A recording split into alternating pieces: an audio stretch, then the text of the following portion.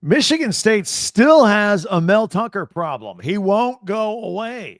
Now he's threatening the school with another lawsuit. We'll help you keep track for those of you who are keeping score at home right here. Locked On Big Ten starts right now.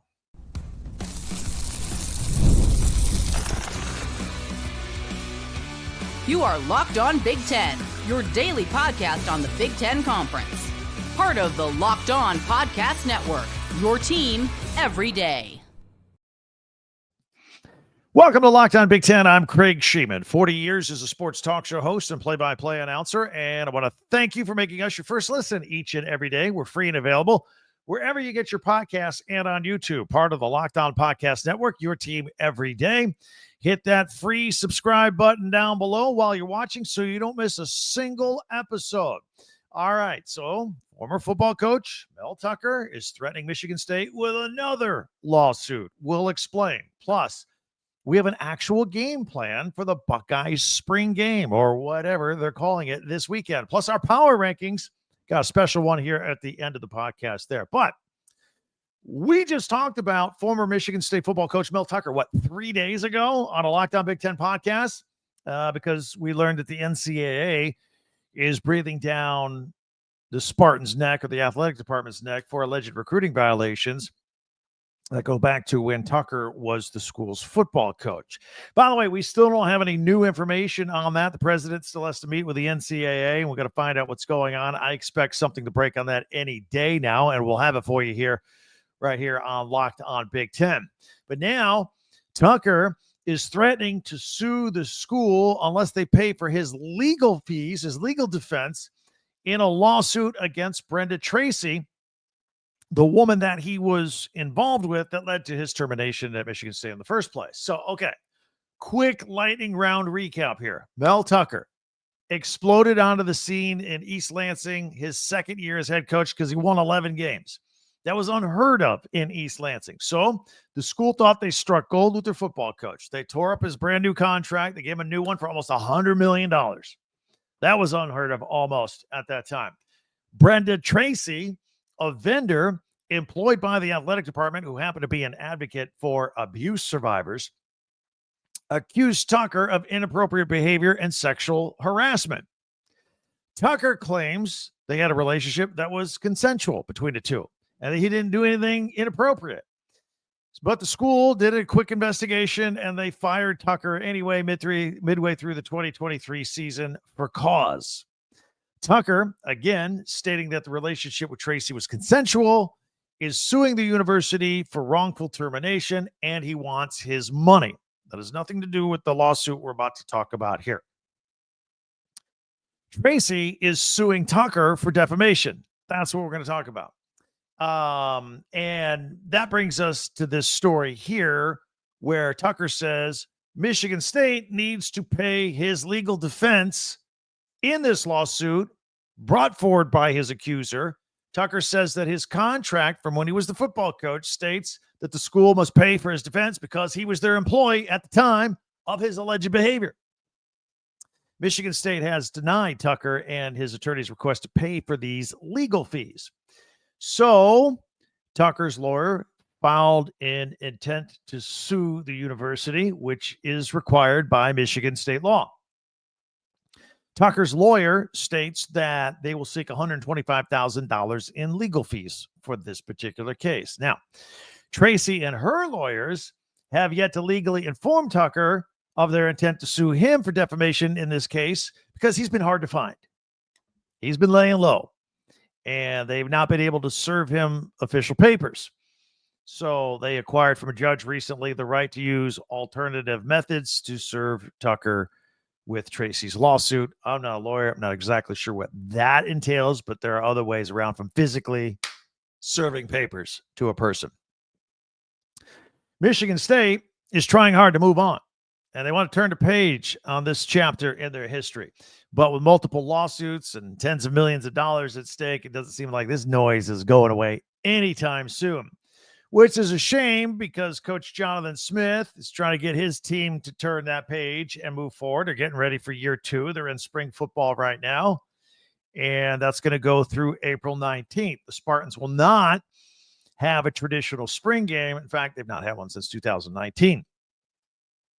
But the Spartans do open up the 2025 season August 30th at home versus Western Michigan. Again, some of them, trying to turn the page and move forward. But this Mel Tucker stuff from these lawsuits, they just keep coming. They're not going away. Speaking of lawsuits, April 7th came and went. And that was when we were supposed to hear about the multi-billion-dollar House settlement that was supposed to lay the rules of groundwork down for how college athletics does business moving forward regarding revenue sharing with athletes. Things are still progressing legally, but in a 7-hour court hearing on Monday of this week, Judge Claudia Wilkin, she did not give her final approval to this deal, this settlement deal that we've been waiting for, billions of dollars, paying athletes of the past, present, and future with revenue share. She didn't give her final approval on this deal between the NCAA and the plaintiff attorneys who are repping these past, present, and future Division I student athletes. Apparently, she had a short list of concerns and wanted them addressed within a week. So we still think something's coming relatively soon regarding this case. Overall, the NCAA has already agreed to pay $2.8 billion in damages to the past and current and present athletes. And this is all bringing together 3 antitrust lawsuits that claim that the NCAA has limited athletes' ability to make money. In exchange, though, the NCAA will be allowed to limit how much each school must pay each year to athletes. Think of it as a salary cap, kind of even out the playing field. And it's going to be about $20 million per athletic department per year. And it'll probably go up a little bit each year over the next 10 years. So that is what we're waiting for. Those are like the new ground rules on how we're going to play, pay for play, whatever you want to call it. This cap will supposedly level the playing field among competing schools. So everybody will do the same. We won't have a school doing revenue share, giving its athletes $40 million and another one giving you $2 million. So that's supposed to even things up there. Anyway, wanted to update you on that because that was supposed to be big news this week. It hasn't come yet, but we're on top of it because we said we would be. We're obviously very interested in that and how that plays out. Be sure to hit the subscribe button down below and you'll never miss a single episode. And don't forget, you early morning commuters, our audio only podcast. If you check us out on Apple or Spotify or wherever you get your podcasts, we got audio only versions that come out 2 hours earlier than the morning video that many of you are watching here right now, each and every day. Plus, don't forget to check out our website, talkbig10.com. That's the number 10. All of our podcasts go there. Plus, you can pick up Big Ten gear right there as well. You want some Michigan State shirts, T-shirts, and hats? It's right there on that website, talkbig10.com. All right, so enough of the legal talk. Finally, we have some details from the much-awaited spring game or whatever we're calling it at Ohio State and how things are going to look this weekend. I'm going to share those details with you. Plus, we have our power rankings. Got a unique look at that we do every Wednesday. We always mix it up with something a little different for you here today. I'll share that with you in just a minute. It's all coming up right here on Locked On Big Ten.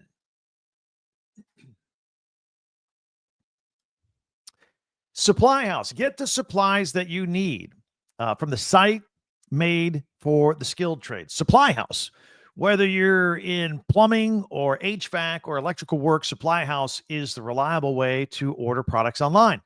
Their easy-to-use website is packed with helpful resources and the latest product information to help you get the job done right. Plus, with a complimentary or with a complete inventory of over 200,000 parts from over 400 top brands, you get exactly what you need delivered fast from coast to coast.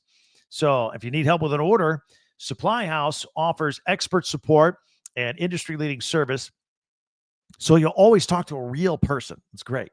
And for trade pros looking for an extra edge, their free Trade Master program offers exclusive perks like dedicated phone lines with actual people, free shipping, and discounts on every order.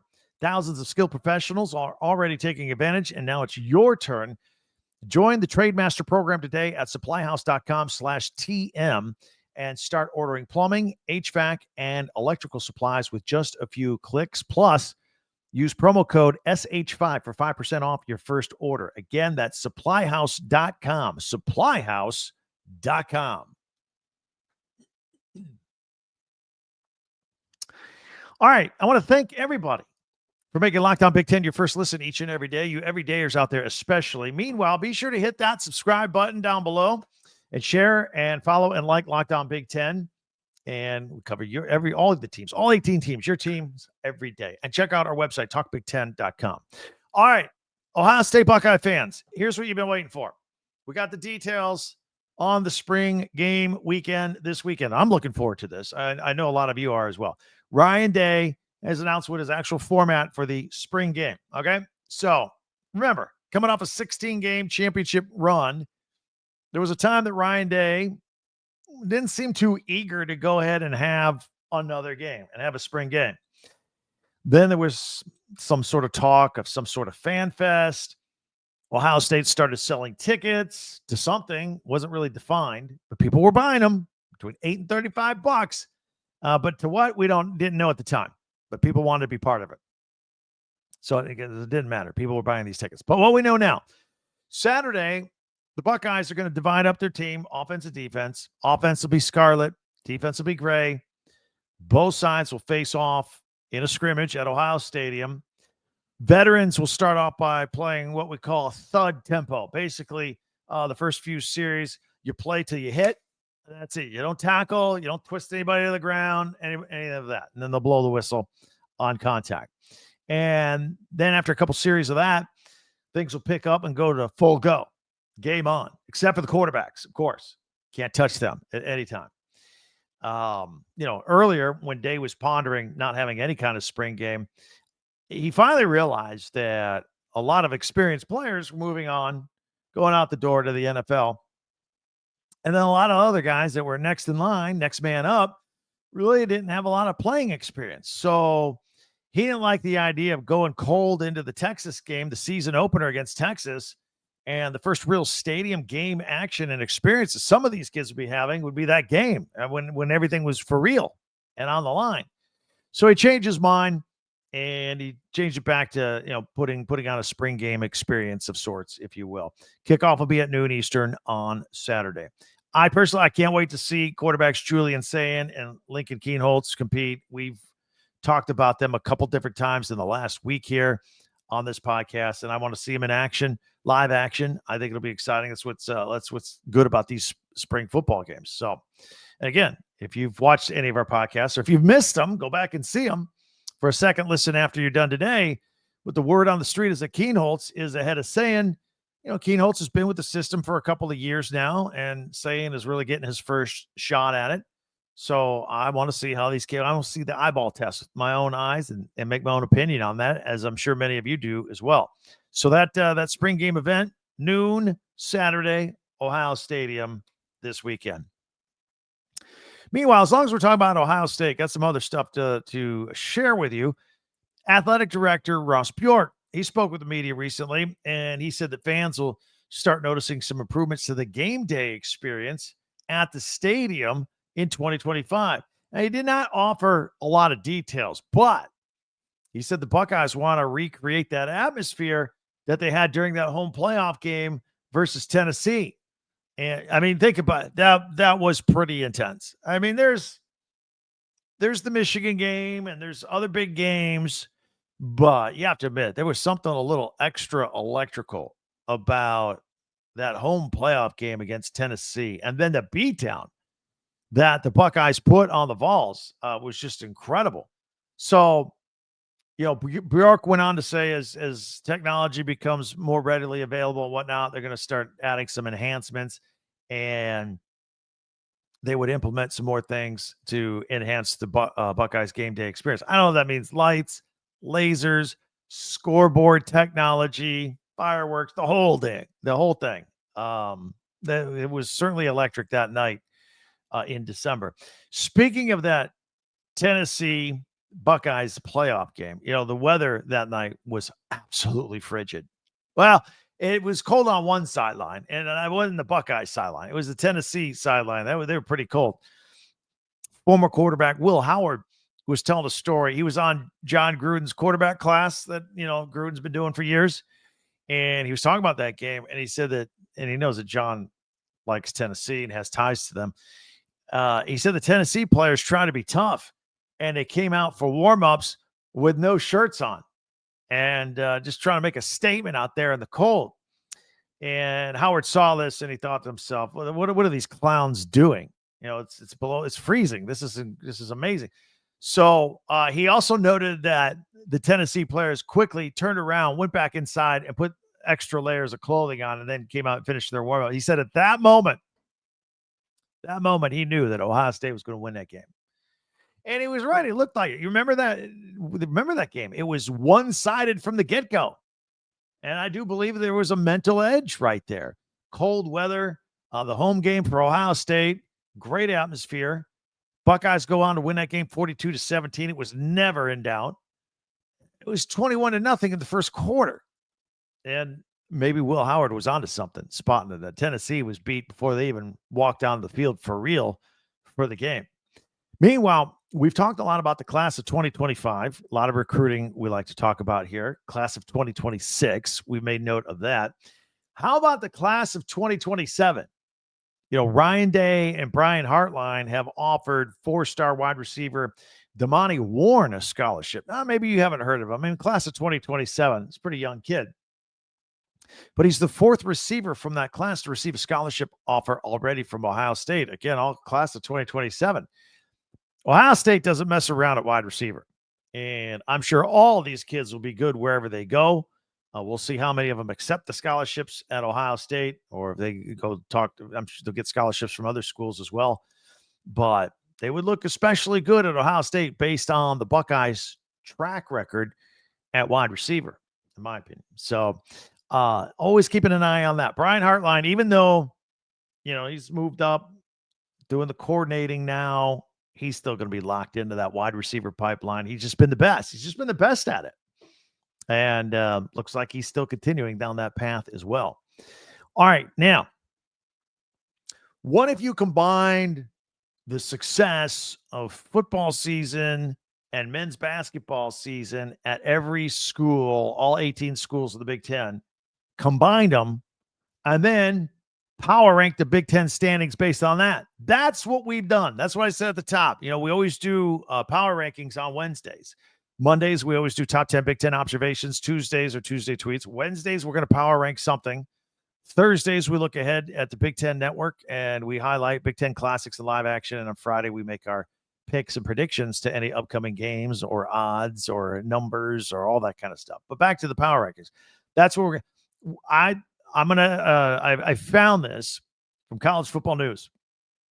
They did this. I'm going to put their list up as our power rankings, and we're going to go through it with our comments. So again, combine the success or failures of the football team with the success or failures of a men's basketball team, and then where do they all rank? We're going to do that in 1 minute. It's going to be fun right here on Locked On Big Ten.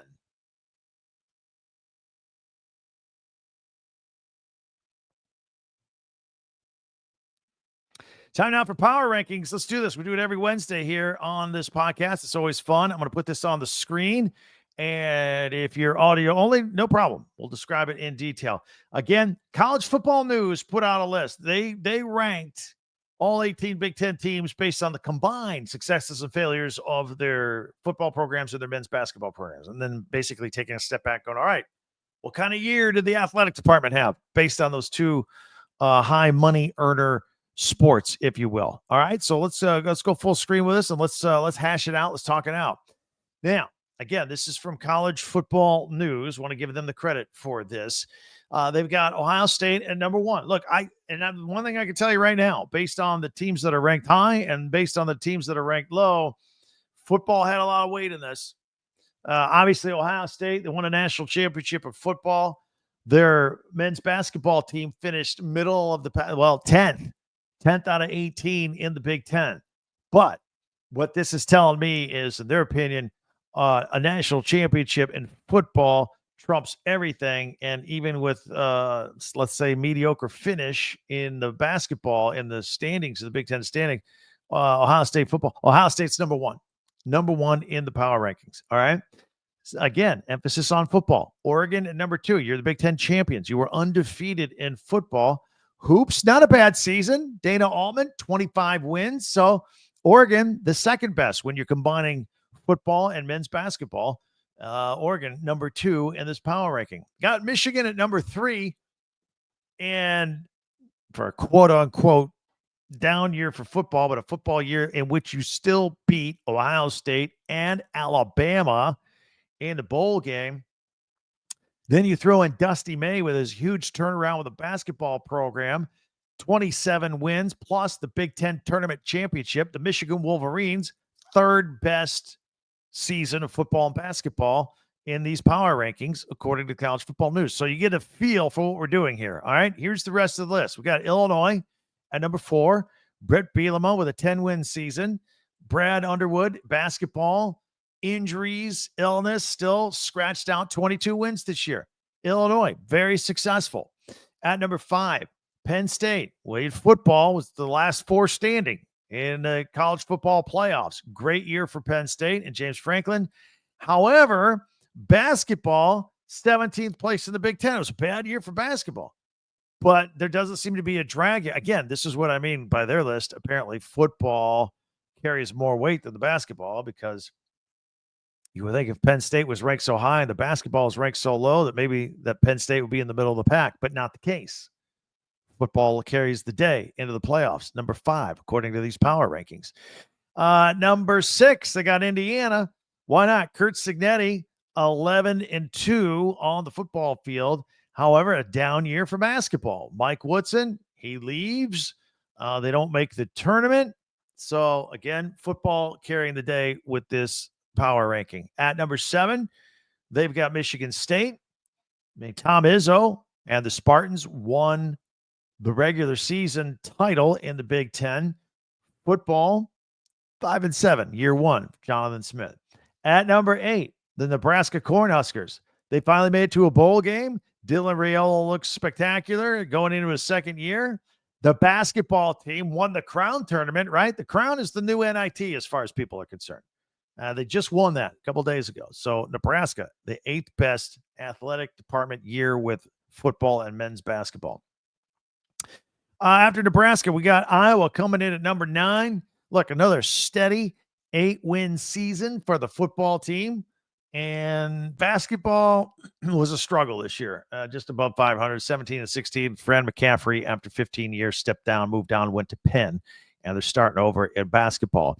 And rounding out the top 10, according to these power rankings, USC. And you know what? USC, 1 game above 500 in football. They were 500 in basketball, right in the middle. And there they are in the middle of the standings at 10th, according to these power rankings. All right, let's take a look at the best of the rest. I'm having fun. I like this. I like this segment. This is good. We got Minnesota at number 11. New basketball coach starting over with Nico Medved. Hoops was just below 500 at 15-17. PJ Fleck scratched out 8 wins this year for the football team, so they come in 11th here. At number 12, the Wisconsin Badgers. Great basketball season. Runners up in the Big Ten tournament. 4th place in the Big Ten standings. 27 wins. And football, 5-7. So Badgers, 12th. Got UCLA at number 13. Deshaun Foster certainly struggled in his first year as the head football coach. They got 5 wins. But then Mick Cronin, 23-11, not bad. So the UCLA Bruins come in at number 13. At number 14, the Maryland Terps. Basketball gets to the Sweet 16. They lose their coach. He moves on. Mike Loxley, a down year in football at 4-8. The Purdue Boilermakers.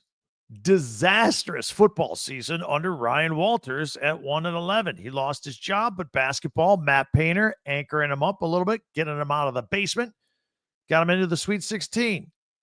Again, how much does football weigh versus basketball? You think Sweet 16 might rise Purdue up, but the football was just so low. They make the top 15. At 16, Rutgers. Rutgers at 7-6. Greg Schiano, that football program is steady and respectable. Basketball was weird. 11th in the Big Ten. They were 15-17. and they had 2 NBA lottery picks in their starting lineup. That was bizarre. With Rutgers here at 16th, and this is their poll, not mine. I'm just bringing it on here. I would think with a winning record in football, 7-6, and just below 500 in basketball, and they're sitting at 16. I'm looking at USC all the way up at number 10. And pretty much the same deal. 7-6 football, hoops 17-17. I would rank Rutgers higher than 16th myself. Then you got Washington. Jed Fish, I thought had a respectable first year at football, 7-6, but basketball was just the worst, the last place. And then Northwestern winding this down. In basketball, they were 12th in the Big Ten. Football, they were 16th. Although you got to say they got the prettiest setting in all of football with their Lake Michigan stadium while they're waiting for the real stadium to be built. But anyway, those are the rankings according to College Football News. What do you think? Let me know. Hit me up with the comments. Again, combining football and men's basketball now that the seasons are over. In the meantime, many ways for you to interact with us here at Locked On Big Ten on Twitter at Talk Big Ten, number 10.